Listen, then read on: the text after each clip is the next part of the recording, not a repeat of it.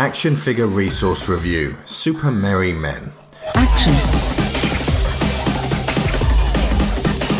Figures Resource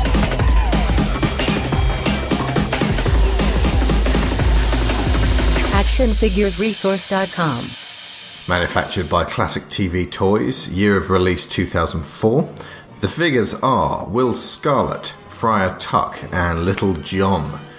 Scale is 8-inch tall, and these were obtained second-hand on eBay for the purposes of this review by Chief Editor Colin Dorman.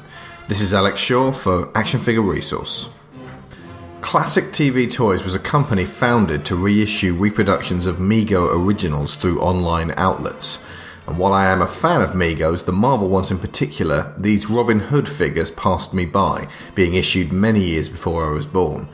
Robin Hood to me was Jason Connery in Robin of Sherwood, and then the Fox in the Disney version, then Kevin Costner in Prince of Thieves, until finally I got to see and appreciate The Adventures of Robin Hood, the 1938 classic starring Errol Flynn, on which this line was originally based. Now I'm going to risk upsetting Mego fans here by taking an outsider's perspective in the interests of honesty and integrity. If you were a big fan of the original Mego Robin Hood figures, then best discount this review because it will be at odds with your nostalgia. Classic TV Toys have a reputation for producing somewhat mixed results. They are manufactured in India and quality control is not a first priority. In consequence, these are some of the cheapest, shabbiest, most poorly made figures I've handled in a long time. The last occasion I encountered workmanship like this, I was buying a purposefully awful figure of a builder lady for a Christmas game, and she couldn't even hold her own hammer. Clothing.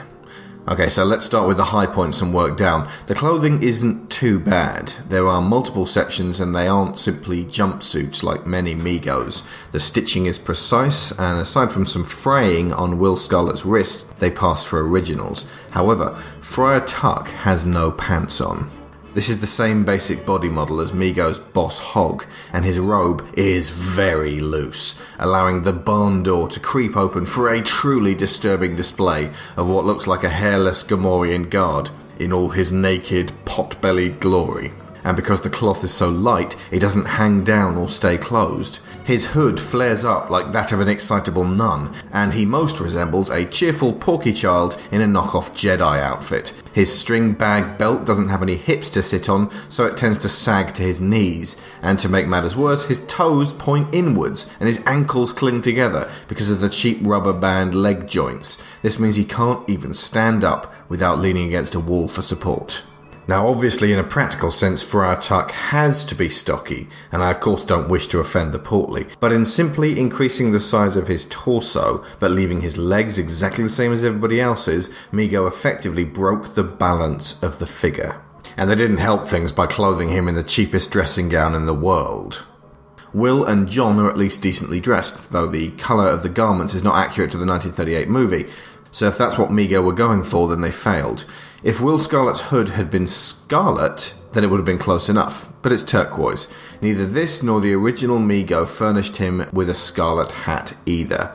John wore several outfits in the film, but none of them were exactly like this. However, if you know the Robin Hood characters, then you can't possibly mistake the bearded fellow with the quarterstaff, the chap in the red, and the monk, so at least Mego succeeded in capturing the spirit of the characters. Accessories. Plenty on offer here, none of it impressive. John has his staff, hat and belt, all of which are made of cheap, flimsy plastic, though the belt at least does have a nice leather texture imprinted. He and Will also have these enormous, shapeless Wellington boots that Mego favoured. Will has a quiver that doesn't even hold the shape of its strap, the clasp being in the middle lending it a bent, mismatched feel. His longbow has a loose spaghetti strand of a bowstring, which makes it easier to sling over his shoulder, but not the least bit ready for the arrows he hasn't got. Another dirt cheap black belt, this time without the texture, and a crude, unwieldy sword complete this ensemble. Knock-kneed buffoon Tuck, as previously stated, has a string belt with a money pouch that won't stay around his capacious midriff. His quarterstaff is absent in the figure I received, as are his sandals, making him useful as a piggy bank, a human shield, and little else. There was an extra sword that comes with none of these figures on inspection in the boxes that I granted to Tuck merely because I felt sorry for him. Sculpt.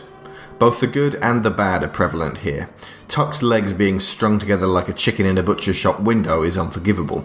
The faces are oversized, awkward and ugly, but as Mego fans will attest, that is part of the charm of this series. For what it's worth, Will has the head sculpt of the earlier Mego Galahad figure. Will's right hand comes with the fingers entirely missing, though, in the box, which would make for some fun leprosy-based play at a later date for the historically learned child. They are your basic Mego body types and hold their positions well enough. The missing fingers are of course indicative of non-durable cheap plastic. Packaging. These did come as an auction lot with boxes included, but the boxes have been ravaged over time. With packaging in excellent condition, these might make for better display models. The word Mego features nowhere on the box. Sadly, what I was supplied with is ruined, misshapen scraps. Value for money? You can still buy these new directly from Classic TV Toys for $19.99 a piece. If you had them back in your younger years and are still somehow watching and listening to this, then provided you only want to display them mint in the box on your shelf, I will tentatively say it may be worth your money. However, if you're a Mego collector or a Robin Hood fan just looking for an extension on your collection, you would be far better served seeking out second-hand originals, which, while considerably more expensive, I can at least attest to the better quality. Overall, I can't even recommend them to Mego fans wishing to inspire their children, because chances are they would be broken before the day was out. If it was just Will Scarlet and Little John without the missing fingers, decimated packaging, fraying around the cuff, and comically poor Friar Tuck efforts, these would succeed in simply being bland, loose figures for display rather than play. Taking all the above into account, I can honestly say this is the sorriest collection of merry men I have ever had the misfortune to meet. Score: 2 out of 10.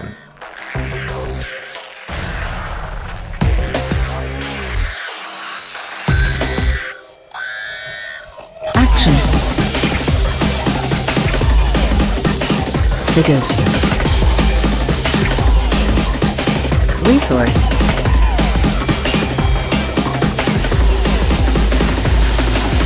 Actionfiguresresource.com